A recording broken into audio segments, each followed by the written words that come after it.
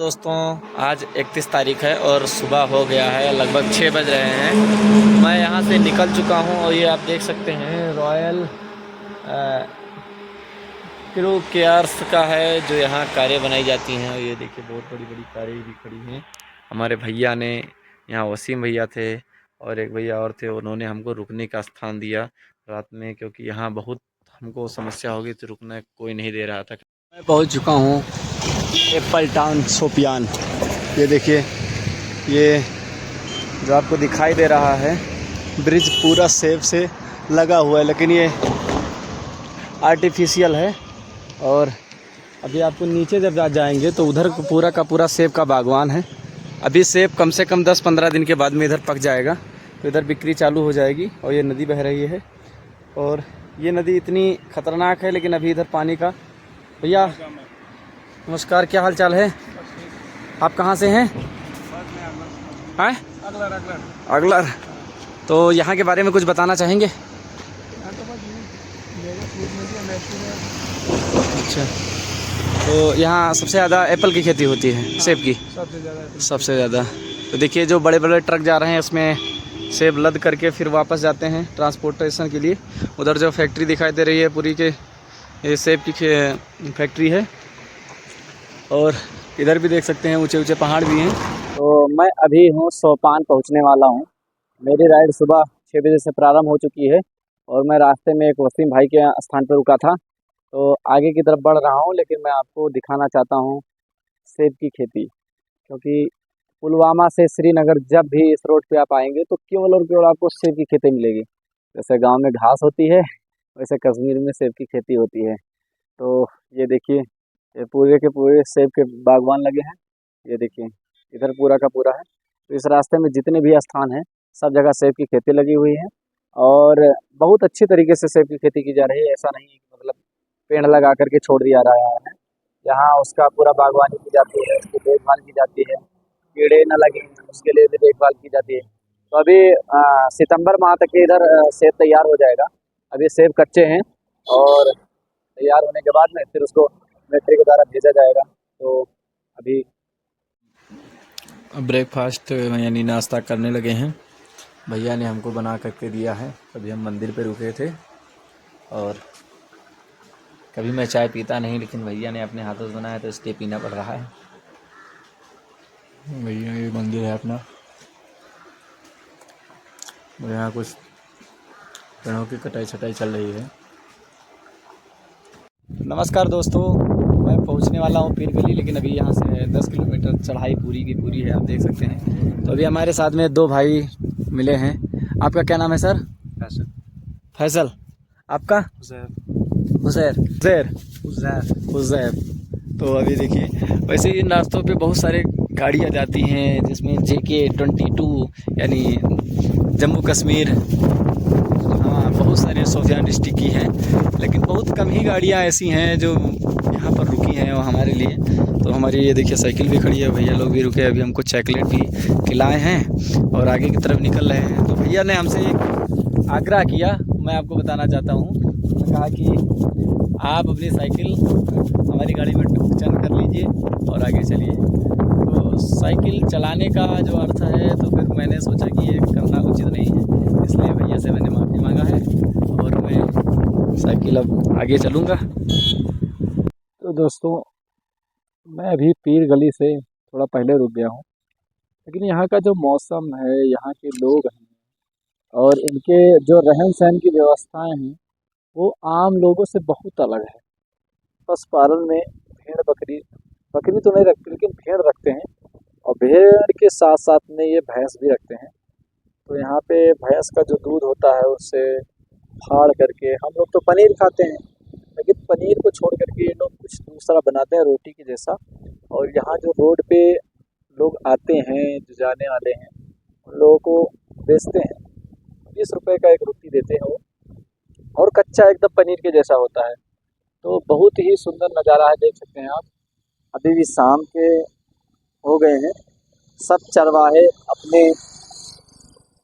चारा खिला करने के बाद में अब अपने जो पशु हैं उनको ले करके अपने स्थान पर ला रहे हैं। और आप देख सकते हैं ऊपर की वादियों में बहुत सारे घर हैं। ये देखिए छोटे छोटे मुर्गी भी हैं। ये पूरा का पूरा देखिए नज़ारा। अभी इधर धूप है और धूप ऊपर भी दिखाई दे रहा होगा। लगभग शाम के 7 बज गए हैं। तो यहाँ की जो खूबसूरती है, मेरा तो मन कर रहा था कि मैं आज यहीं रुकूं, लेकिन अभी मुझे बहुत चलना है तो इसलिए मुझे आगे जाना होगा। तो मिलते हैं अभी। तो नमस्कार, मैं पहुंच चुका हूं। अभी जो पीर की गली है यानी पुलवामा रोड से जो रजौली के लिए चला जाता है, आगे चल करके ये जम्बू रोड में मिल जाता है। तो मैं पुलवामा से आया हूं और अभी पीर की गली यहाँ से 5 किलोमीटर है। तो मैं अभी इस स्थान पर रुका हूँ और आपने मुझे रहने का आश्रय दिया है। ये आप इधर घर देख सकते हैं, इसी पे मैं रुकने वाला हूँ। मैंने साइकिल अपनी लगा दी है और आपके बारे में मैं थोड़ा जानना चाहता हूँ। तो कुछ अपने बारे में दर्शकों को बताएं। आपका क्या नाम पड़ेगा? मेरा नाम मोहम्मद लतीफ़ है। आप मोहम्मद लतीफ़। मोहम्मद लतीफ़। हाँ, हाँ। आप रहने वाले कहाँ के हैं? हम रहते हैं रजौरी द्रहाल में। रजौली द्रहाल। द्रहाल में मलोत में। जी। मलोत में। तो यहाँ आप कब से हैं? हाँ, यहाँ हम रुकते हैं, माल मवेशी लेकर आते हैं। अच्छा, भेड़ हैं, बकरियां हैं, घोड़े हैं, भैंस हैं। जी। तो तो यहाँ आप कितने समय तक रहते हैं? साल भर रहते हैं या फिर? नहीं नहीं नहीं, हम 5 महीने रहते हैं। 5 महीने। सिर्फ 5 महीने रहते हैं। कब से कब तक? हम आते हैं जब, क्या बोलते हैं उसको छोटू, अप्रैल में आते हैं और अक्टूबर में वापस चले जाते हैं। 5 महीने रुकते हैं 5 यहाँ। महीने रुकते हैं यानी 7 महीने आप नहीं रहते हैं यहाँ पे? 7 महीने रजौरी में रहते हैं, 5 महीने यहाँ गुजारते हैं। अच्छा, तो उस समय जब आप अक्टूबर में जाते होंगे तो यहाँ बहुत बर्फबारी हो हाँ, जाती होगी। बर्फबारी हो जाती है तो फिर यहाँ हम बर्फ की मोटाई कितनी होती होगी लगभग? लगभग जब 3 फुट पड़ेगी हाँ, तो तब हम वापस चले जाएंगे। वापस चले वापस जाएंगे। चले जाएंगे, तब तो तक यहाँ ही रुकेंगे। अपने जाने का साधन तो हो सकता है कि मतलब गाड़ी से हम जा सकते हैं या किसी का हाथ दे करके उस पे जा सकते हैं, लेकिन नहीं, आप जो जानवर लेकर के आए हैं उनको लेके कैसे जाते हैं? जानवरों को गाड़ी में ले जाते हैं, गाड़ी में लेके गाड़ी जाते में लेके जाते हैं। हैं। उसका तो किराया तो बहुत ज़्यादा लग हाँ, जाता किराया होगा। लगता है उसका। और यहाँ जब जानवर रखते हैं तो उसके रहने के और खाने की प्रबंध कैसे करते हैं फिर आप? बस ये वो घास ही चराते हैं हाँ। और बाहर बांध देते हैं। 5 साल आप 5 महीने 5 आप महीने बाहर ही रहते हैं। बाहर ही रहते बाहर हैं। ही रहते हैं, भैंस भी बाहर ही और बकरी भी बाहर ही। तो भैंस का पालन तो मैंने इस रास्ते में ही देखा है। अभी तक ये पहाड़ी क्षेत्र में मैं भी जहाँ गया हूँ, लेह लद्दाख गया हूँ, कुल्लू मनाली गया हूँ, लेकिन वहाँ मुझे अभी तक के केवल भेड़ दिखे हैं। भेड़ के सिवा और कोई जानवर नहीं दिखा है। तो रास्ते में मुझे आया हूँ तो इधर लद्दाख से जब आगे बढ़ा तो मुझे गाय का पालन देखने को मिला है। बहुत सारे लोग गाय का पालन करते हैं, गाय के दूध का बनाते हैं। इधर भी भैंस का पालन हो रहा है। तो उसके दूध का उपयोग क्या करते हैं आप लोग, कैसे करते हैं? भैंस का हाँ, हाँ। हम घी बनाते हैं, मक्खन बनाते हैं जी, और लस्सी बनाते हैं।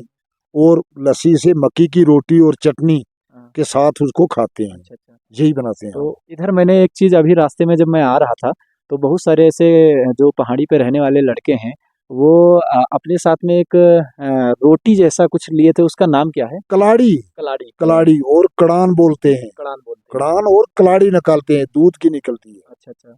1 तो केजी दूध रखना और 1 केजी लस्सी रखना, हाँ, तो उसका वो निकालते हैं कलाड़ी। कलाड़ी। जैसे रोटी होती है, रोटी होती है। रोटी होती है, नरम-नरम सी और नरम मुझे नरम सी और अच्छी हाँ, होती है। हाँ वो जी, खाने जी। में बहुत टेस्ट देती है। टेस्ट देती है। उसको बोलते हैं कलाड़ी। हाँ, हाँ। कलाड़ियाँ। तो मैंने कभी उसके बारे में ना जानता था ना, मैं भी खाने की इच्छा थी, लेकिन वहाँ पे छोटे-छोटे बच्चे थे तो भी दुबचन में, हाँ, हाँ। दुबचन गांव में 20 रुपए का दे रहे थे तो मैं एक कलाड़ी एक 20 रुपए 20 में रुपए। बेकरी करते हैं। जी, वो जी। छोटे बच्चे जी, रोड जी। के किनारे हाँ, बैठे हैं, इनसे भी छोटे थे। इससे भी छोटे हैं। तो मैंने क्या किया कि उनको मैंने 50 रुपए दे दिया, जी जी। लेकिन मैंने उनसे लिया नहीं।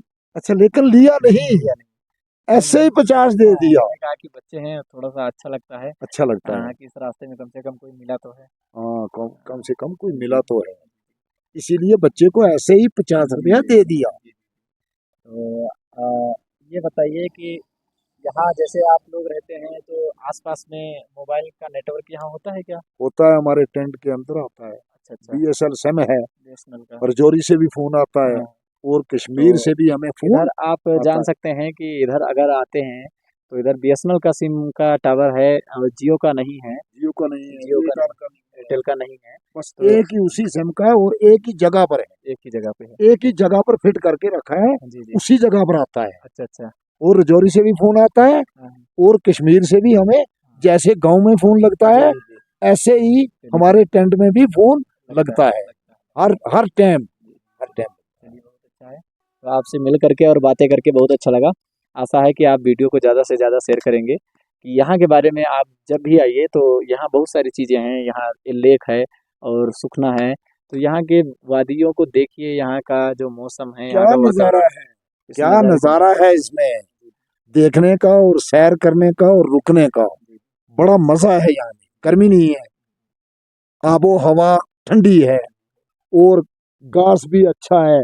माई जमीन भी जो है ये बहुत अच्छी है, प्यारी है और हवा भी ठंडी है। यहाँ में मच्छर हिच्छर कोई चीज नहीं है। तो जैसा कि आप देख सकते हैं, पीर की गली बोला जाता है। पीर की गली के बारे में कुछ बताने का कष्ट करेंगे? हाँ, पीर की गली में जियारत है। ज़ियारत है, जियारत है, वो किसका है? शेख नूरदीन वली का। शेख नूरदीन वली। शेख नूरदीन वली का ये कौन सा? जियारत है। ये शेख नूरदीन वली था कि जिसने ये जियारत बनाई थी और जियारत के पास से दो सांप कश्मीर को खाने के लिए जा रहे थे और उस वली ने उनको पहाड़ी में हाँ, सिल पत्थर कर दिया। तिल पत्थर का आप किसी से पूछना हाँ, तो वो आप पहाड़ी में उनका नक्शा दिखाएंगे अच्छा दिखाएंगे। तो वो सिल पत्थर हो चुके, जी, जी। उसी पहाड़ी में सिल पत्थर हो चुके। तो यहाँ आप देख सकते हैं कि जो अपने मुस्लिम समाज के जितने भी भाई बंधु हैं, जी जी। पूरा का पूरा समाज, वो पूरे के परिवार को लेकर के, मैंने अभी रास्ते में देखा है, ट्रेवल करके यहाँ आते हैं पीर की गली और यहाँ दर्शन करते हैं, यहाँ अपना मत्था टेकते हैं, उसके बाद में फिर यहाँ से वापस चले जाते हैं। तो आशा है कि आप लोगों को वीडियो बहुत अच्छा लगा होगा और कमेंट करके हमको बताइए, आगे का सुझाव दीजिए कि आगे मैं क्या कर सकता हूँ। तब तक के लिए नमस्कार। दोस्तों, मैं आपको वो चीज़ दिखा रहा हूँ जो हमारे दादा बाबा के ज़माने में वो सारी चीज़ें देखने को मिलती थी। अब वो मैं चीज़ दिखा रहा हूँ, जब मुझे टेलीफ़ोन से बात करने के लिए दूसरे के पड़ोसी के घर में जाना पड़ता था। आज के समय में हर व्यक्ति के पास में मोबाइल है, तो उस समय टेलीफ़ोन का जो कीपैड होता था वो एक स्थान पे ही रखा रहता था, उसको दूसरी जगह नहीं उठाया जाता था। तो उसी प्रकार से हमको इस घर में देखने को चलते हैं। अब ये जो चाचा जी थे हमारे, इनका जो मोबाइल है इसमें बीएसएनएल का टावर आता है और यहाँ देखिए ये अंधेरा है एकदम, और कोने पे दीवार में ही लगी है। तो इसका जो नेटवर्क है केवल और केवल यहीं आता है। यहाँ से कहीं भी हटा देंगे, आसपास कहीं कर देंगे तो नेटवर्क आना बंद हो जाएगा। तो देख सकते हैं आप भाइयों,